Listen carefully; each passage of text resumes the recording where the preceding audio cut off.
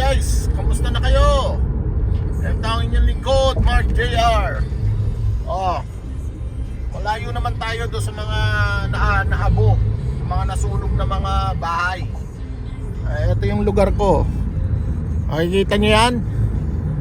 Napakalayo doon. Yan napakalawak ng California mga guys. Yung lugar na yon is parang ano lang yon, parang Quiapo, parang Baclaran, parang ganon. Parang yung Ayala sa Makati, ganon. Kaya hindi lahat apektado. Kasi dito bawat lugar, bawat syudad may kanya-kanyang may kanya-kanyang negosyo. So walang pinagkaiba, parang Pasig, Makati, Taguig, ganon. Baka akala nyo dyan ay nasunog ng lahat ng California. Hindi mo masusunog dahil napakalaki. Kumbaga sa kanang nasunog lang daliri lang ng ng kuko, ganon lang. Wala pa yun, maliit lang yun. Tuloy pa rin ang hanap buhay dito mga guys. Tuloy ang hanap buhay dito sa Amerika.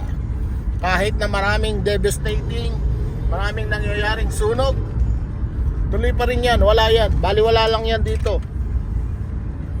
Kaya lang yung may mga bahay na mga talagang medyo hirap sa buhay, yun ang kawawa. Pero yung mga sa Beverly Hills, sa Hollywood, sa Pacific Palisades, mga bilyonaryo yun, kaya wala sa kanila yun. Kaya maraming mga pera yung mga tao na yun. Masunog yung bahay nila, doble ang babalik sa kanila. Ganun lang sila. Okay. Ayan traffic.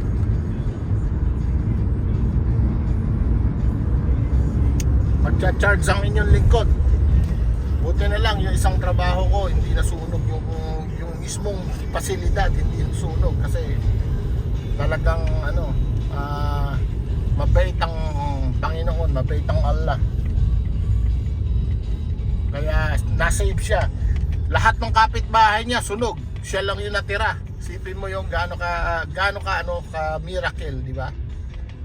Buong katabi niya, lahat ng paligid sunog lahat, pero siya lang yung nakatayo. Ganon kagaling. Siguro mga month bago kami pabalikin sa trabaho. Which is okay naman. Bayad naman yun Okay guys, ito ang inyong lingkod, ang Mark JR na nagbabalita sa inyo. Sanda kong mamundo kay naroon.